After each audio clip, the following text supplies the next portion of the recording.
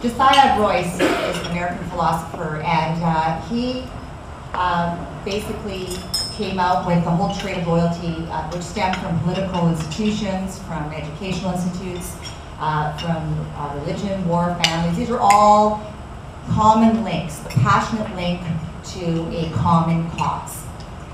And when you build loyalty, you and your customer are aligned on 7 factors. So that's kind of how we got to this background on how loyalty came about. So the first one I'd like to touch on is emotional dependence. Emotional dependence.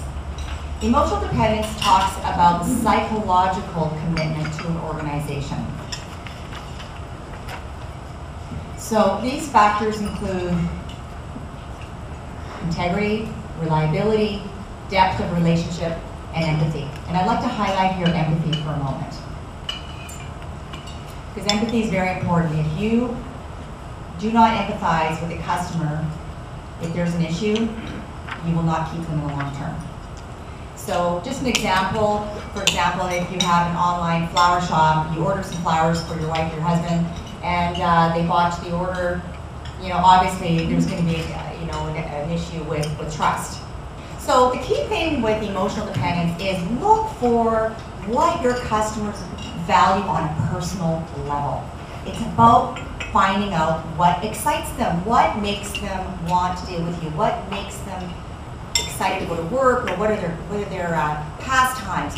Try and find something that you can attach that emotional dependence, that loyalty factor with. So when you, this picture here is an example of what Ritz-Carlton hotels, what they do is, in order to create that loyal factor, they have the person's city's newspaper delivered to their room as opposed to the generic USA paper. So that's their way of trying to create that, that real personalized service. I have just a little picture here of an elevator because I personally don't like having my room near an elevator because I'm a light sleeper, and I like to be far away from the elevator where there's noise and clutter and so on. And I'm a member of Marriott Rewards and Hilton Honors, and they keep that information in their database, so when I go to check in, I don't have to repeat it all the time. That's a value add to me. I'm loyal to them because they remember those details. So that is one way for you to try and be loyal with your customers, to create that loyalty, is to look for what personal things you can do to customize that relationship with each and every one of your customers. And whether they're large or one-on-one, it applies to everyone. So some other emotional dependence factors.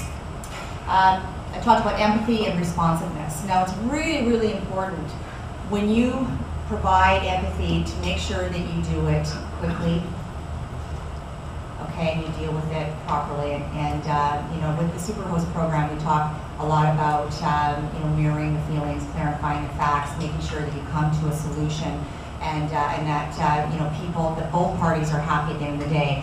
You need to do that in order to have that connection and that loyalty factor. Putting the right person on the job can really connect, who can really connect with the customer. Now that's really important. Just some stats here. Your customer-facing people are your brand. So if you have people that aren't cutting it, then cut them, because they will cost you in the long run. And when I work with all of these clients that John listed, what we look at is, what is it that is costing your organization? And people are generally the ones that are shooing your customers away. You have to make sure that you have the frontline people especially, in the right jobs.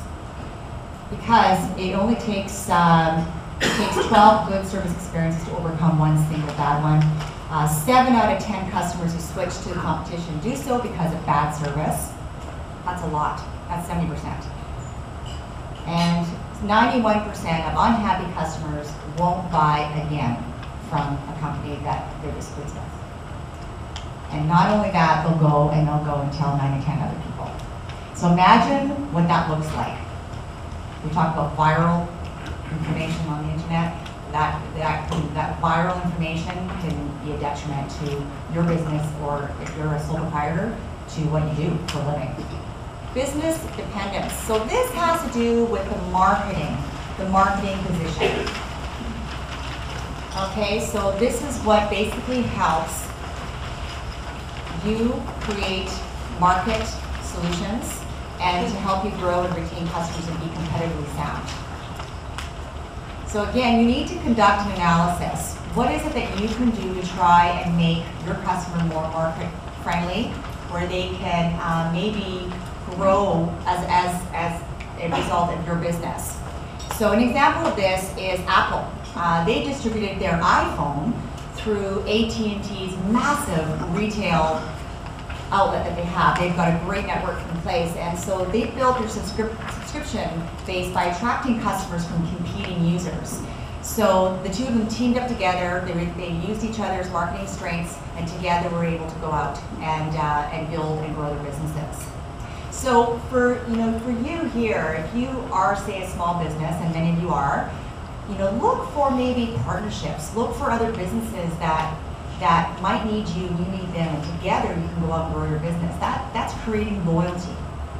Customer satisfaction, definitely it influences loyalty, but it is not the only predictor.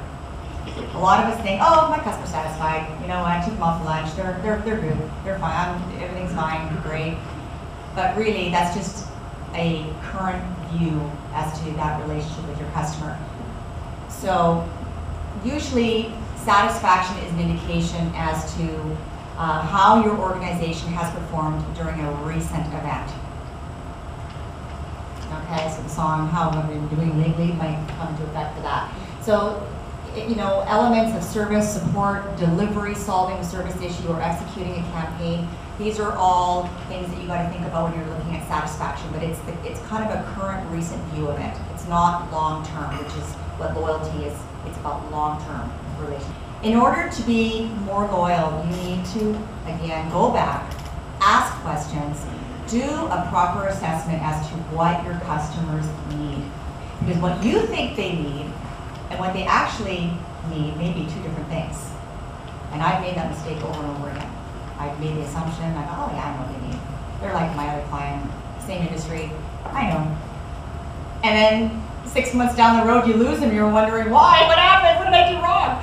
So it's because you didn't do your homework, you assumed wrong. So, you need to do some careful assessments, and when you find out what they need, then you got to meet and exceed those expectations, because with the economy and with all of the competition out there, if you're not pulling up your socks and providing excellent customer service that leads to loyalty, you're in trouble. So the importance of what you deliver and how you deliver it, how you deliver is just as important. It really is. You may have the best hotel rooms, you may have the best airport, you may have the best training services in the world, but if you don't do it properly and in a way that they perceive it to be the way they want, it doesn't matter. It's what they think at the end of the day. So again, I'm highlighting the word emotions. Don't underestimate the impact emotions play in satisfaction scores, because everyone has their own way of thinking and their own specific style of how they like to do business, and you have to get into their heads and figure out what that looks like. So formal surveys and properly designed questionnaires are really big help.